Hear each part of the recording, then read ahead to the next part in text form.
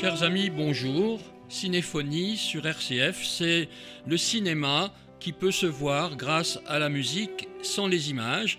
Et les images, elles vont venir justement grâce au talent des compositeurs qui ont, depuis le début du cinéma, déjà du temps du muet, mais après au temps du parlant plus que jamais, qui ont su nourrir évidemment les images, les jeux des acteurs, avec des thèmes inoubliables, oubliables, oubliés, inconnus. Alors voilà, aujourd'hui, il y a une thématique. Le personnage central de cette émission, c'est...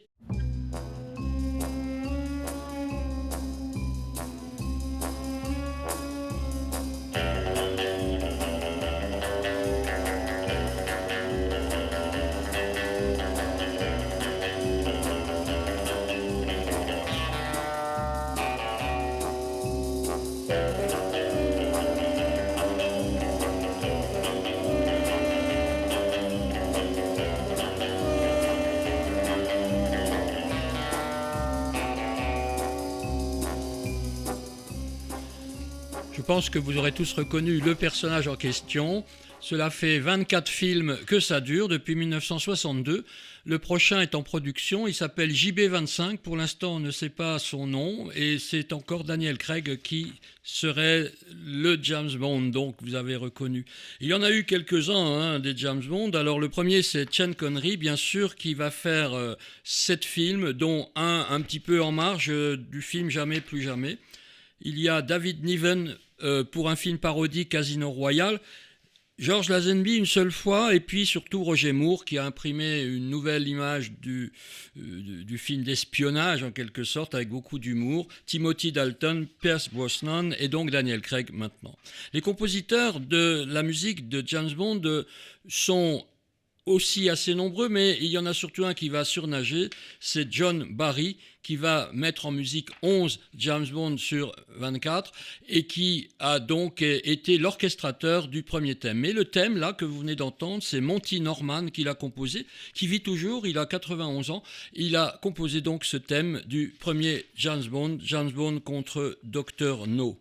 Après quoi, eh bien, l'idée sera de faire un générique un petit peu à part dans ce film d'espionnage qui au départ était un parmi beaucoup d'autres. C'était une mode dans les années 60 et on ne pensait jamais que ça durerait aussi longtemps. Et donc, c'est un peu le défi à chaque fois pour le compositeur du générique, avec souvent un chanteur à la mode, alors on va en vivre quelques-uns là ensemble, mais avec les petites notes de James Bond, les notes caractéristiques qui ont dû faire que dès le début, vous avez pu entendre que c'était donc de James Bond qu'il s'agissait. Et c'est ça la force aussi de la musique dans le cinéma, c'est la technique un petit peu du leitmotiv, c'est-à-dire du motif qui va se retrouver de loin en loin et on s'amusera à le reconnaître. Alors, l'idée, c'était aussi de faire un générique qui était une fin en soi, souvent très esthétisé, et avec une chanson. Voici par exemple, pour Goldfinger, le troisième James Bond, c'est Shirley Bassey qui va se charger de chanter le générique, dont la musique est de John Barry.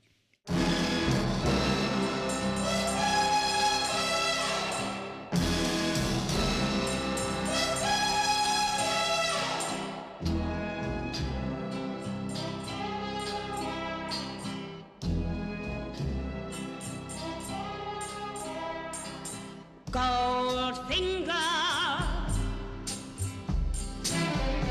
he's the man with the Midas touch,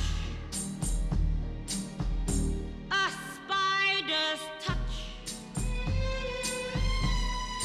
such a cold finger beckons you to enter his web of sin.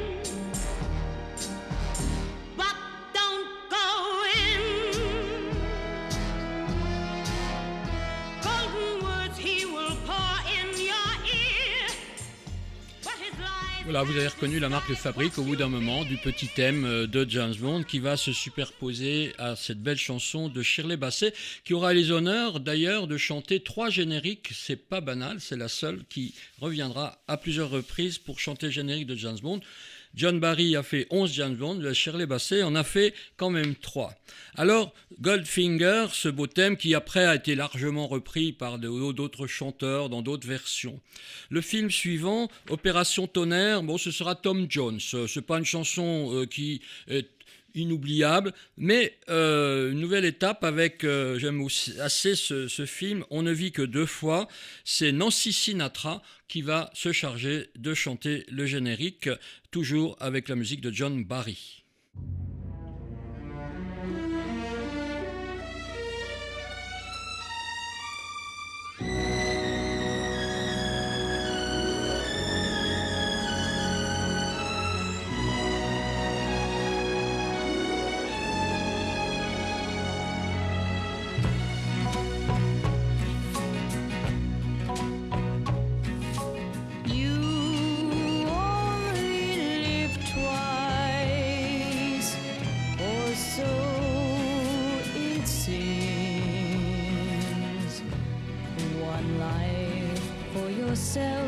And one for your dreams.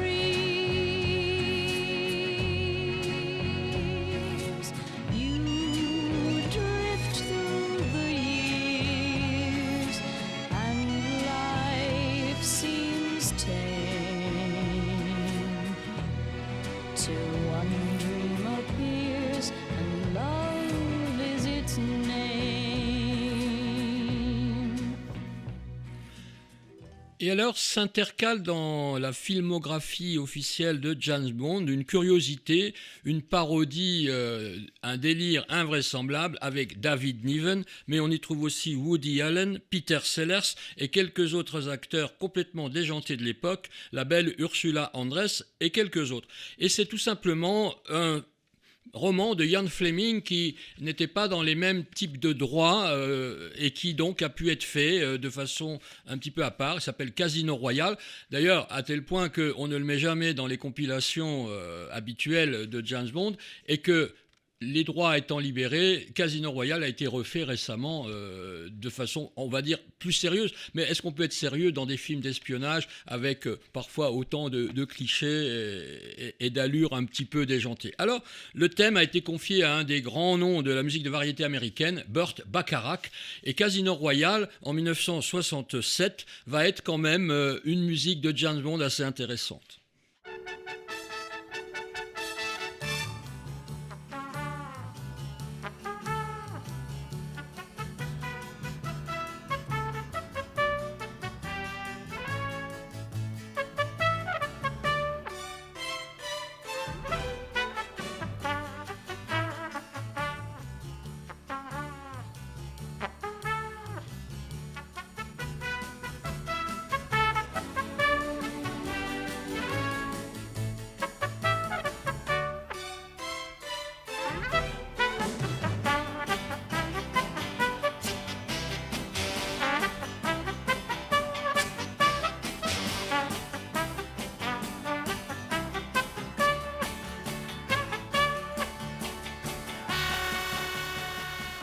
Alors, c'est un film vraiment à voir parce qu'on y trouve dans des petits rôles des acteurs inattendus, peut-être même pas vraiment des acteurs. On va y trouver Orson Welles, John Huston, on y trouve Jean-Paul Belmondo, on y trouve comme ça des gens dans un film qui est un pur bonheur et avec une musique dans ce qu'on appelle le style Tijuana Brass, musique un peu d'origine mexicaine et qui est très typée et qui paraît un peu incongru a priori dans ce film. Et c'est à partir de là qu'on va remarquer que chaque générique de James Bond, donc qui nous amène jusqu'à aujourd'hui, va épouser d'une certaine façon la mode du temps où le film a été tourné. Et en partant un peu du rock et de la variété jazz de Monty Norman au départ, on va voir défiler tous les grands noms de la pop musique et de la chanson et qui chaque fois vont adapter avec le compositeur du film leur style à James Bond et c'est finalement une sorte d'histoire de la musique que l'on va revivre un petit peu ici à travers ces quelques extraits. On ne pourra pas écouter évidemment les 25 mais 24 et demi on va dire, mais voilà, on aura comme ça le temps qui va traverser. Par exemple, eh bien, figurez-vous que Louis Armstrong a lui-même chanté un des génériques de James Bond. Écoutons-le dans ce film qui suit donc Casino Royale que je venais de vous présenter. Ce film, c'est Au service secret de Sa Majesté.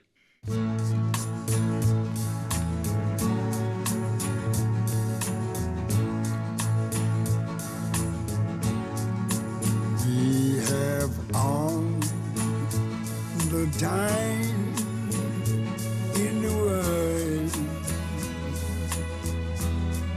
time enough for life to unfold all the precious things love has in store. We have all the love in the world. If that's all we have, you will find we need nothing more. Every step of the way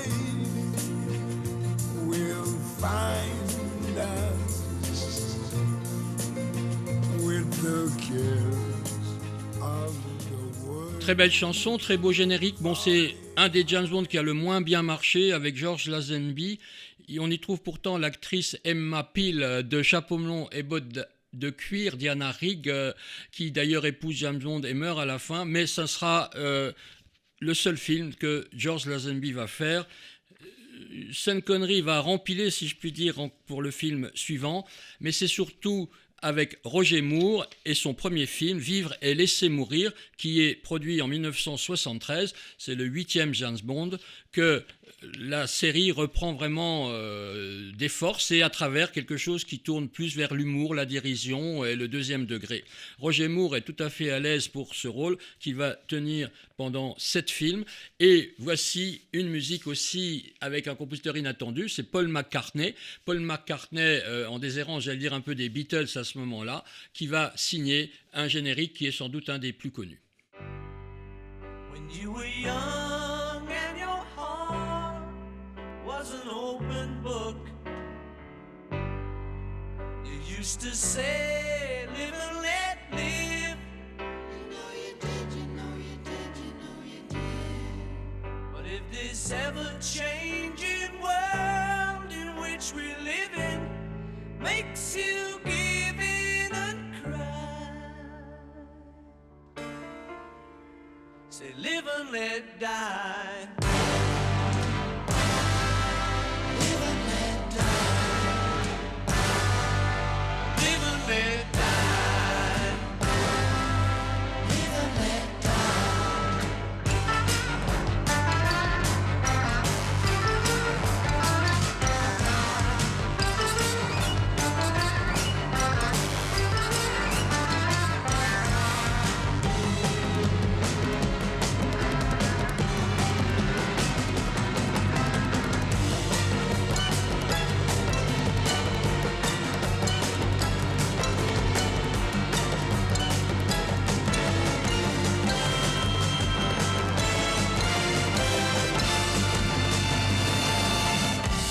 What does it matter to you?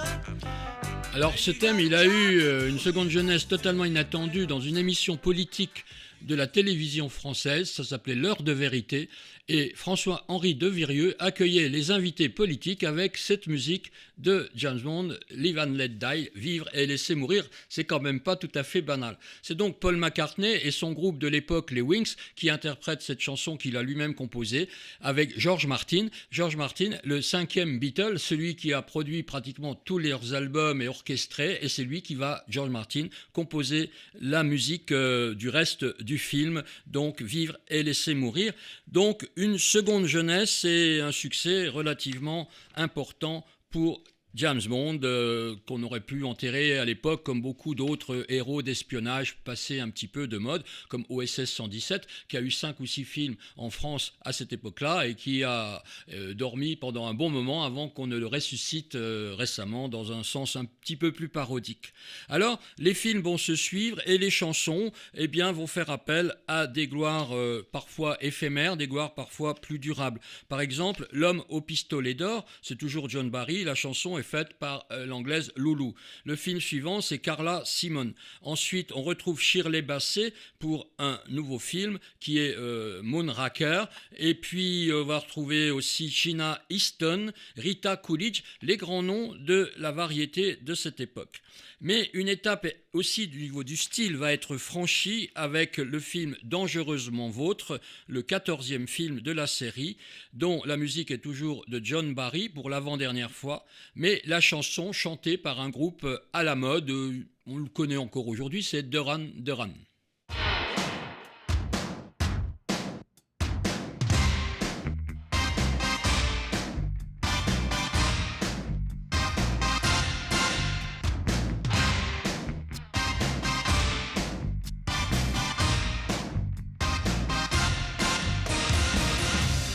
Meeting you with a view to a kill,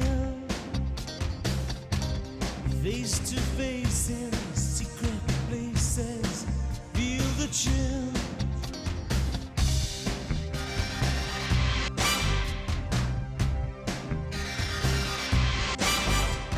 Nightfall covers me,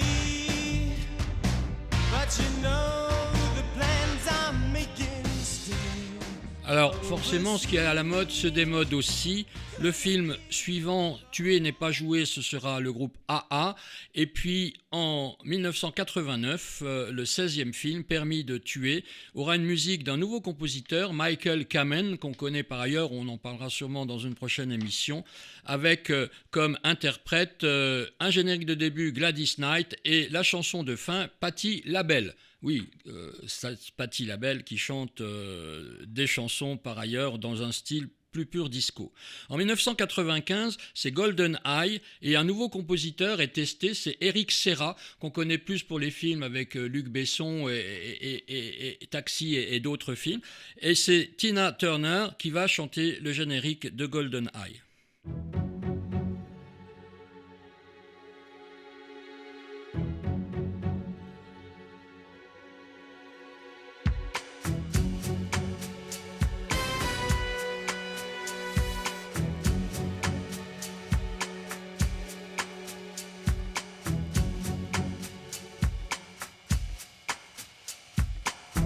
See reflections on the water, more than darkness in the depths.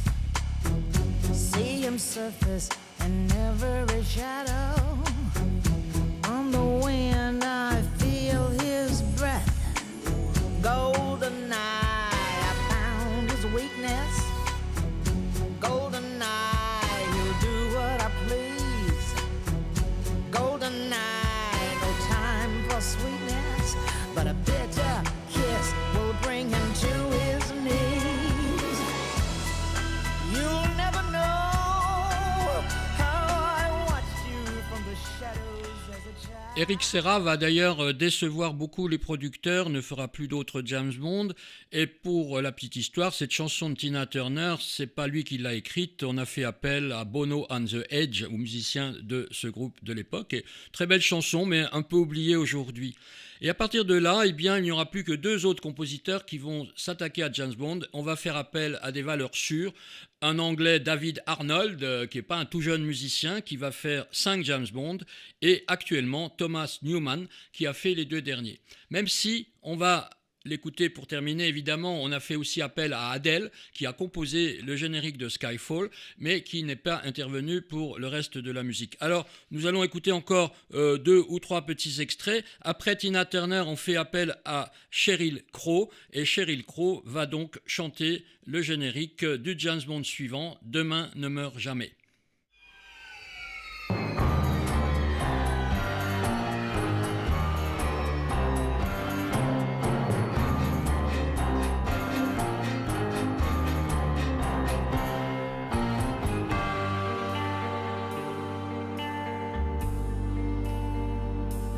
Darling, I'm killed. I'm in a puddle on the floor, waiting for you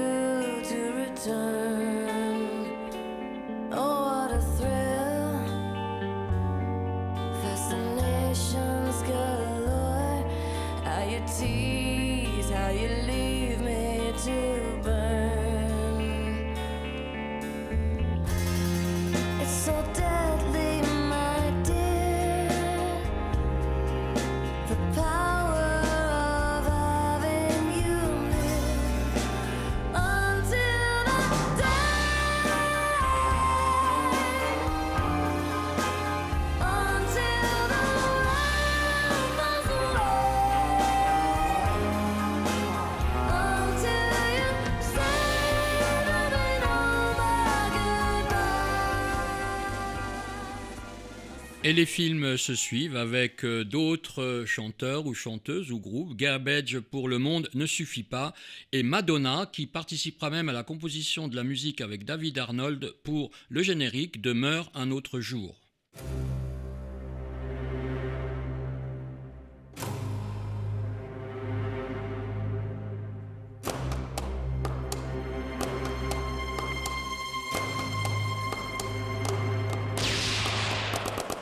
I'm gonna wake up, yes and no. I'm gonna kiss some part of. I'm gonna keep this secret. I'm gonna close my body now. Kiss, die, another day. Kiss, die, another day. Là encore, évidemment, très daté, mais ça s'écoute et cette anthologie de tous les thèmes de James Bond, si on se limite simplement au générique, eh bien, est quand même très très intéressante. Le film suivant, ce sera Chris Cornell pour Casino Royale, donc le remake, et Alice Case pour Quantum of Solace. Je terminerai avec Skyfall, même s'il y a eu depuis Spectre qui a été fait avec Sam Smith. Je terminerai avec, évidemment, sans doute celui des thèmes de toute cette série qui est un des plus connus aussi, et récemment, c'est Skyfall. Skyfall, c'est Adele, la chanteuse britannique, qui participera à la composition et qui fera donc date, je crois, dans un nouveau James Bond, mais on ne sait pas ce que le prochain nous apportera. Il est donc sous le nom de JB25 actuellement en production avec David Craig. Voilà donc pour terminer Skyfall, dans lequel on reconnaît très bien, le tout premier thème que je vous avais passé pour commencer de Monty Norman, qui à lui seul suffit à identifier, j'allais dire, le personnage de James Bond.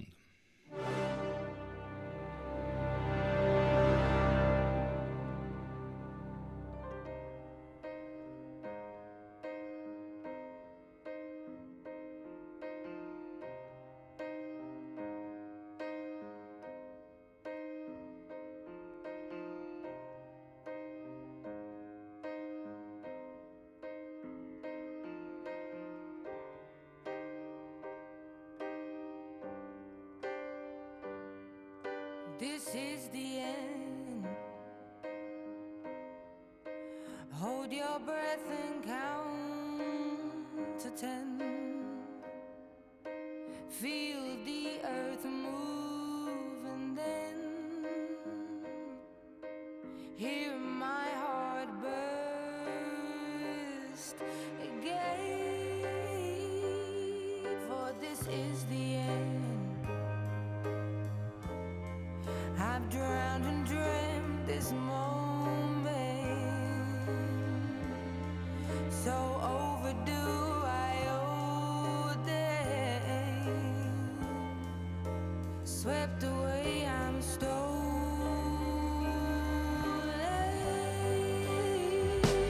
Let the sky fall when it crumbles. We will stand tall.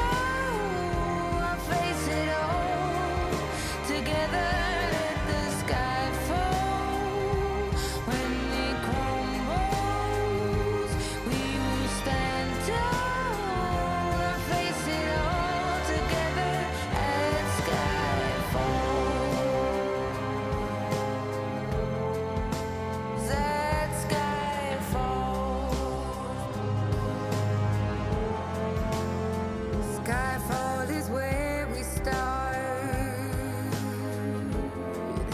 1,000 miles and poles apart,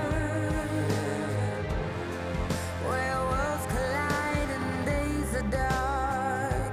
You may have my number, you can take my name, but you'll never